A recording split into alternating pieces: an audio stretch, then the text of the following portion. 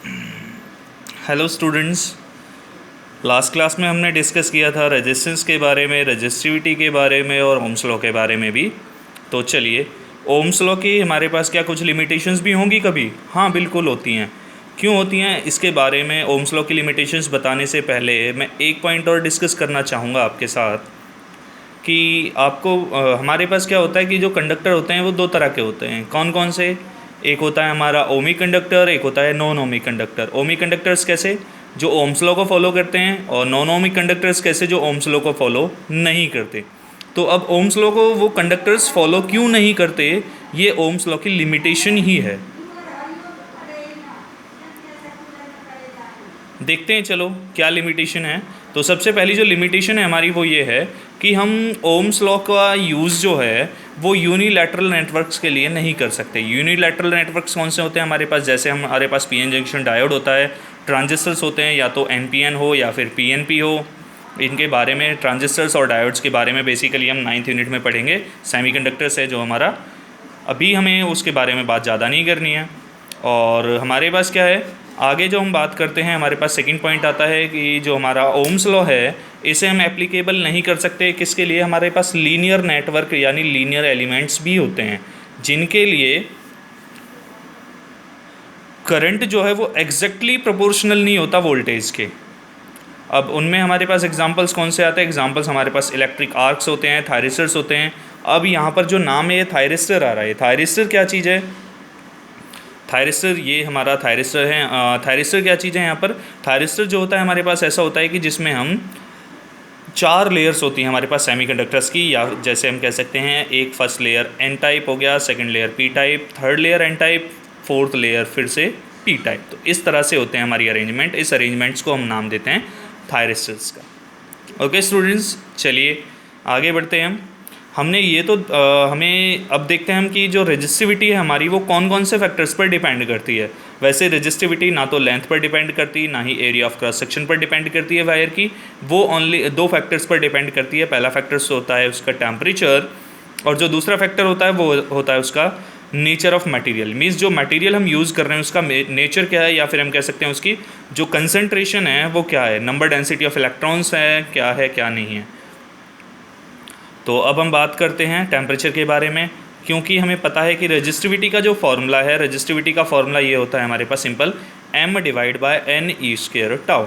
और यहाँ पर हमारे पास m जो है वो मास है, n हमारे पास नंबर डेंसिटी ऑफ इलेक्ट्रॉन्स होता है, e हमारा इलेक्ट्रॉनिक चार्ज होता है, और जो टाउ है हमारा वो हम अच्छे से जानते हैं कि वो हमारा होता है रिलैक्सेशन टाइम। अब जैसे जैसे हम टेम्परेचर बढ़ाते हैं तो मेटल्स और अलॉयज़ के लिए अगर हम टेम्परेचर बढ़ाते हैं तो रिलैक्सेशन टाइम डिक्रीज़ करता है। क्यों डिक्रीज़ करता है? Due to the rapid collision between the electrons. Electrons के बीच में जो कोलिजन होता है वो रैपिडली स्टार्ट हो जाता है। तो हमारे पास जो टेम्परेचर रिलैक्सेशन टाइम है वो इन्वर्सली प्रोपोर्शनल मिल रहा है टेम्परेचर के। तो हमारे पास अब इस इक्वेशन का और इस इक्वेशन का, इन दोनों इक्वेशंस का हम कंपैरिजन करते हैं तो हमारे पास जो रिजल्ट आता है वो आता है resistivity is directly proportional to temperature. It means कि जो रेजिस्टिविटी होगी हमारी वो इंक्रीज़ करेगी with the increasing in temperature. हमें एक चीज़ याद रखनी है कि ये जो पॉइंट है ये पॉइंट ओनली अवेलेबल होंगे किसके लिए? मेटल्स और इंसुलेटर्स के लिए, यानी कंडक्टर्स और इंसुलेटर्स के लिए। बट सेमीकंडक्टर्स के लिए ये चीज़ फॉलो नहीं होती है, एप्लीकेबल नहीं होती है। अब क्यों नहीं होती है? देखो, इसके लिए हमारे पास 2 तरीके हैं। पहला, हमारे पास जो रेजिस्टिविटी का फॉर्मूला होता है वो रेजिस्टिविटी का फॉर्मूला ये होता है सेमीकंडक्टर्स के लिए, और इसमें हमारे पास यहाँ पर जो रो है ये रो हमारा रेजिस्टिविटी होगा, रो नॉट हमारा रेजिस्टिविटी एट 0 डिग्री सेल्सियस होगा, एक्सपोनेंशियल, और ई हमारे पास एनर्जी बैंड गैप होता है सेमीकंडक्टर्स के लिए, कंडक्शन बैंड और वैलेंस बैंड के बीच का, के हमारा बोल्ट्जमैन कांस्टेंट होता है, टी हमारा यहाँ पर टेम्परेचर होता है। ओके स्टूडेंट्स, चलिए आगे देखते हैं। अब यहाँ इस फॉर्मूले के अकॉर्डिंग हमारे पास रिजल्ट आता है कि अगर हम टेम्परेचर बढ़ाते हैं तो रेजिस्टिविटी जो होगी वो एक्सपोनेंशियली डिक्रीज़ करेगी। ये तो हो गया चलो फॉर्मूला बेस। और अब हम दूसरा, अगर सेमीकंडक्टर्स के अकॉर्डिंग चलते हैं तो सेमीकंडक्टर्स के अकॉर्डिंग हमारे पास क्या होता है? सेमीकंडक्टर्स में क्या होता है, इलेक्ट्रॉन और होल्स के बीच में जब हम डोपिंग करते हैं तो डोपिंग करने के बाद इलेक्ट्रॉन्स और होल्स के बीच में क्या होता है, एक तरीके से कोवेलेंट बॉन्डिंग बन जाती है। या फिर हम नॉर्मल सेमीकंडक्टर भी यूज़ कर सकते हैं। जैसे सिलिकॉन हमने यूज़ कर लिया, और जो सिलिकॉन होगा हमारा जैसे हमने सिलिकॉन का यूज़ कर लिया, और जो सिलिकॉन होगा बेसिकली वो सिलिकॉन हमारा सेमीकंडक्टर होगा। ये 4 सिलिकॉन से अटैच होता है, 1 2 3 और 4, ये 4 सिलिकॉन से अटैच होता है। और यहाँ पर क्या होता है, यहाँ पर इन सिलिकॉन्स के बीच में इसके इसके इसके इसके इसके और इसके और इसके और इसके इन सिलिकॉन्स के बीच में जो बॉन्डिंग होती है वो कोवलेंट बॉन्डिंग होती है, ठीक है। और जब टेम्परेचर आता है, टेम्परेचर प्रोवाइड कराया जाता है, तो ये कोवलेंट बॉन्डिंग जो होगी यहाँ पर इन दोनों के बीच की बॉन्डिंग, इन दोनों के बीच की बॉन्डिंग, इन दोनों के बीच की बॉन्डिंग और इन दोनों के बीच की बॉन्डिंग, ये क्या होगी, ये ब्रेकअप हो जाएगी टेम्परेचर बढ़ने के साथ। और जब टेम्परेचर बढ़ने के साथ ये बॉन्डिंग टूट जाएगी, तो यहाँ पर जो इलेक्ट्रॉन्स बाउंड अप थे वो इलेक्ट्रॉन्स क्या होंगे, फ्री हो जाएंगे। एक तरीके से क्या होगा, चार्ज कैरियर्स जो होंगे वो जनरेट हो जाएंगे बहुत ज़्यादा अमाउंट में। और जब चार्ज कैरियर्स बहुत ज़्यादा अमाउंट में आए, तो जब चार्ज कैरियर ज़्यादा अमाउंट में होंगे, फ्री होंगे, तो क्या होगा, वहाँ पर वो कंडक्टिविटी करेंगे, कंडक्ट कराएंगे। और जब कंडक्टिविटी बढ़ेगी तो मीन्स सीधी सीधी बात है, हमारी रेजिस्टिविटी डिक्रीज़ कर रही है। तो यहाँ पर एक्सेस अमाउंट में charge carriers, free charge carriers generate हो जाते हैं, जिस वजह से जो करंट होता है वो भी इंक्रीज़ करता है और रेजिस्टिविटी जो होती है वो एक्सपोनेंशियली डिक्रीज़ करती है। ओके स्टूडेंट्स, चलिए अब हमारे पास कुछ ग्राफ्स हैं इनके लिए कि कौन से सब्सटेंस के लिए ग्राफ कैसा होगा, जैसे सेमीकंडक्टर्स के लिए क्या होगा, मेटल्स के लिए क्या होगा और इंसुलेटर्स के लिए क्या होगा। देखते हैं, चलो ग्राफ के पास चलते हैं फिर हम आगे। चलिए हमारे पास अब जो ग्राफ आते हैं वो ग्राफ तीनों के लिए हमारे पास है, मेटल्स के लिए, इंसुलेटर्स के लिए और सेमीकंडक्टर्स के लिए। मेटल्स के लिए अगर हम बात करते हैं तो मेटल्स में इनिशियली जब होगा, टेम्परेचर जब धीरे धीरे बढ़ेगा तो रेजिस्टिविटी क्या होगी, धीरे धीरे इंक्रीज़ करेगी, धीरे धीरे इंक्रीजमेंट होगा। लेकिन जब टेम्परेचर और बढ़ता जाएगा तो इलेक्ट्रॉन्स के बीच का जो कोलिजन है वो और रैपिड होता चला जाएगा। जब रैपिड कोलिजन होगा तो रेजिस्टिविटी भी क्या करेगा, फिर इंक्रीज़ हो, एक साथ रैपिडली इंक्रीमेंट होगा उसमें। और अब हम बात करते हैं इंसुलेटर्स के बारे में। तो इंसुलेटर्स में हमारे पास क्या होता है, इनिशियली इंसुलेटर्स का तो इनिशियली रेजिस्टेंस होता ही है 0 डिग्री सेल्सियस पर, तो रेजिस्टेंस है तो रेजिस्टिविटी भी होगी। तो यहाँ पर हमारे पास ये रेजिस्टिविटी को पॉइंट इंडिकेट कर रहा है कि इनिशियली यहाँ पर रेजिस्टिविटी है इसकी 0 डिग्री सेल्सियस पर भी।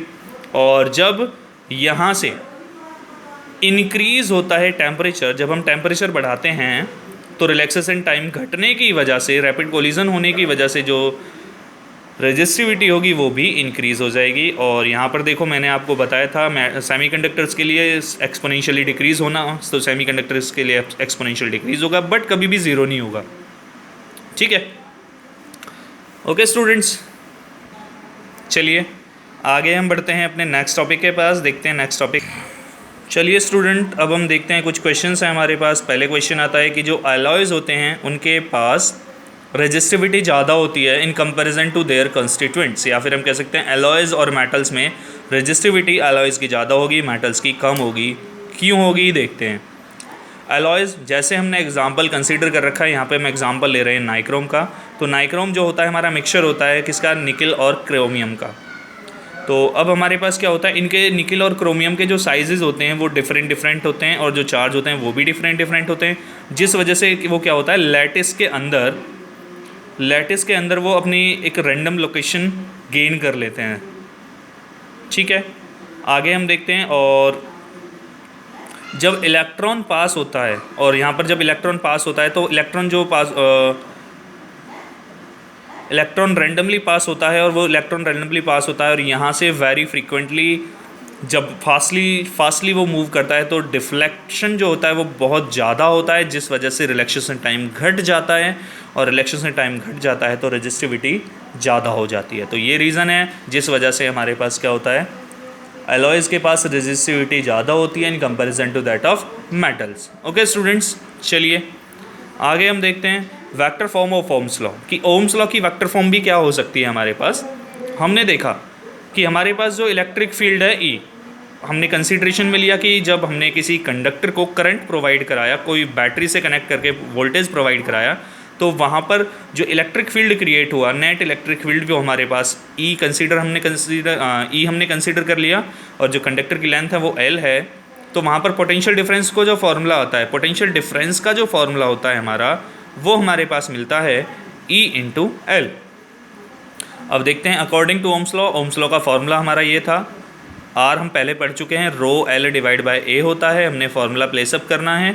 और इक्वेशन नंबर 1 और इक्वेशन नंबर 2, इन दोनों इक्वेशंस का हम कंपैरिजन करते हैं तो हमारे पास यहाँ तक रिजल्ट आता है। अब लेंथ से लेंथ एल कैंसिल आउट होता है तो रिजल्ट आता है E is equal to J into rho. अब जे क्या है यहाँ पर देखो, आई और ए, आई डिवाइड बाय ए ये फॉर्म करता है करंट डेंसिटी, तो हमने करंट डेंसिटी जे का यूज़ कर लिया। ओके, चलिए आगे देखते हैं। तो J is equal to E by rho मिलता है, और जो 1 बाय रो होता है वो सिग्मा यानी कंडक्टिविटी होता है। तो ये हमारी ओम्स लॉ की वेक्टर फॉर्म भी है, और यहाँ पर हम ये भी कह सकते हैं कि this is the relation between current density, conductivity and electric field also. Okay students, चलिए आगे बढ़ते हैं, देखते हैं आगे हमारा टॉपिक क्या कहता है हमसे। चलिए अब आगे हम क्या करते हैं, हम कुछ एक न्यूमेरिकल देख लेते हैं, क्योंकि हमसे पूछे जा सकते हैं न्यूमेरिकल। एग्जामिनर पूछ ले तो भी अच्छा, नहीं पूछे तो भी अच्छा, बट हमें तो ये चीज़ें पता होना चाहिए कि show that 1 ampere is equivalent to a flow of 6.25 into 10⁻18 elementary charge per second. कि 1 एम्पियर का जो करंट जब फ्लो करेगा तो उस केस में इतना एलिमेंट्री चार्ज 1 सेकेंड में कंडक्टर से पास होके जाएगा। चलिए देखते हैं। अब क्योंकि हमें आई जो है वो 1 एम्पियर गिवन है, टाइम हमारे पास 1 सेकेंड, इलेक्ट्रॉनिक चार्ज हमारे पास वैल्यू होती है, तो यहाँ से हमने आई के लिए वैल्यू निकाली Q/T, और Q जो होता है वो क्वांटाइजेशन के according NE divide by T होता है, और यहाँ से N हम निकालते हैं तो IT डिवाइड बाई E। हम वैल्यू निकालेंगे तो वैल्यू हमारे पास आती है 6.25 इंटू 10⁻18। तो जो हमें निकालना था, जो हमें प्रूफ करना था, वही वैल्यू हमने निकाल दी। ठीक है स्टूडेंट, चलिए ये चीज़ मैं आपको बता चुका हूँ कि जो रेजिस्टिविटी होती है किसी भी मटेरियल की या कंडक्टर की, वो डिपेंड करती है किस पर, ओनली नेचर ऑफ मटेरियल पर, ना तो वो डिपेंड करती लेंथ पर और ना ही डिपेंड करती है वो एरिया पर। चलिए आगे देखते हैं न्यूमेरिकल हमारा, कि एक we have a wire having a resistance R and length L, और अब क्वेश्चन है हमारे पास कि the wire is stretched, wire को खींचा जा रहा है, the wire is stretched till its length becomes n times to the original length and find out the resistance of the new wire. अब जब वायर की लेंथ चेंज हो रही है, खींचा जा रहा है उसे, तो उसका रेजिस्टेंस चेंज होगा। अब वो रेजिस्टेंस निकालने के लिए हमसे बोला जा रहा है, जैसा हमें गिवन है कि R1 जो है वो R हम कंसीडर कर लेते हैं, L1 L कंसीडर कर लेते हैं, A1 A कंसीडर कर लेते हैं, and rho be the resistivity of the material, जो सेम रहेगा, जिसमें कोई चेंजमेंट नहीं होगा। तो R1 जो फॉर्मूला है हमारा, वो R1 हमें मिलता है रो L1 divide by A1। Equation 1 consider कर लेते हैं इसे। अब जब हम स्ट्रेचिंग करते हैं तो on stretching the length of wire becomes L2 which is equal to N into L। क्यों? क्योंकि वायर की जो स्ट्रेचिंग है वो यहाँ पर आपसे बोला जा रहा है कि n times to original length. Stretching की जा रही है कब तक? जब तक length n times original length के नहीं हो जाता। तो एरिया बिकम्स A2, और जो रेजिस्टेंस है वो R2 मिलता है हमें, और जो रो होगा विल बी सेम, क्योंकि हम अच्छे से जानते हैं it is independent on length and area of cross section. तो हमारे पास जो R2 मिलता है, अब R2 के लिए रिजल्ट आता है रो L2 bye A2, equation number 2। ठीक है, चलिए अब इक्वेशन 1 और इक्वेशन 2 दोनों को हम डिवाइड करते हैं तो रिजल्ट आता है L1 bye A1, A2 bye L1। तो यहाँ से कैंसिल आउट होता है, तो आपके पास रिजल्ट जो बचेगा L से L कैंसिल आउट हो जाएगा, A2 by A1 into 1 by N।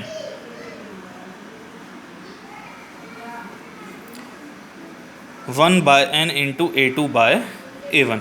Okay student, चलिए चलते हैं नेक्स्ट पेज के पास। हमारे पास क्या है, हमने क्योंकि हमने खींचा है वायर को, तो एरिया ऑफ क्रॉस सेक्शन और लेंथ दोनों चेंज हुए हैं, बट वॉल्यूम जो होगा वो कांस्टेंट रहेगा। अब जो वॉल्यूम है स्ट्रेचिंग से पहले का और वॉल्यूम स्ट्रेचिंग के बाद का, दोनों सेम रहेंगे हमारे पास, तो हम ये यूज़ कर लेते हैं A1 L1 is equal to A2 into L2। तो A2 बाई A1 हम यहाँ से निकालते हैं, तो L1 by L2 which is equal to L divide by NL, और यहाँ से 1 बाई N। अब इस रिज़ल्ट को, यानी जो हमारा रिज़ल्ट आ रहा है A2 डिवाइड बाई A1 का 1 बाई N जो रिज़ल्ट आ रहा है, इस रिज़ल्ट को हमने प्लेसअप करना है कहाँ पर? इस इक्वेशन के अंदर। तो हमारे पास अब जो रिज़ल्ट मिलता है वो रिक्वायर्ड जो रिज़ल्ट होगा वो रिज़ल्ट कुछ इस तरह से आता है हमारे पास। तो R1/R2 is equal to 1/n यानी 1/n²। R2 हमने निकाला तो n² R1 आया, और जब ये n² R1 आया तो हमने इसे कंसीडर कर लिया this is n² into R। Okay, चलिए आगे बढ़ते हैं अगले क्वेश्चन के पास। क्वेश्चन कहता है हमसे कि the current that can be drawn from A battery of 18 volt is 30 ampere. कि जो बैटरी है 18 वोल्ट की वो 30 एम्पियर करंट फ्लो करा रही है, पास करा रही है, यानी इतना करंट वो सेंड आउट कर रहा है सर्किट के लिए। What will be the internal resistance of the cell. Internal resistance के बारे में हम आगे की क्लास में डिस्कस करेंगे, नेक्स्ट क्लास में हम इंटरनल रेजिस्टेंस को डिस्कस करेंगे, बट अभी हम नॉर्मल रेजिस्टेंस कंसीडर कर लेते हैं इसे। तो V जो है हमें 18 वोल्ट गिवन है, I हमारे पास 30 एम्पियर गिवन है। तो यहाँ से हम अगर R निकालने जाते हैं तो V बाय यानी 18/30 which is equal to 0.6 ampere. Okay, चलिए अगले क्वेश्चन के पास चलते हैं। 2 wires of equal length, one of copper and other is manganin, have same resistance which will be thicker। अब रेजिस्टेंस हमें सेम गिवन है, दोनों वायर्स का लेंथ गिवन सेम है। अब क्वेश्चन कहता है कि इनमें से कौन सी वायर थिक होगी यानी हैवी होगी। तो और रेजिस्टेंस का फॉर्मूला ρl/a, यहाँ से हमने एरिया निकाला, एरिया ऑफ क्रॉस सेक्शन, तो ρl/r।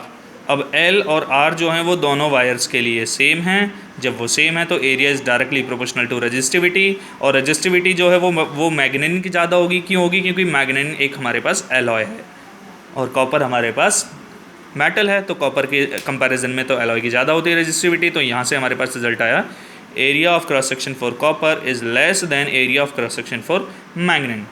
और हम कह सकते हैं कि जो मैग्नेन वायर है वो थिक होगी in comparison to that of copper wire.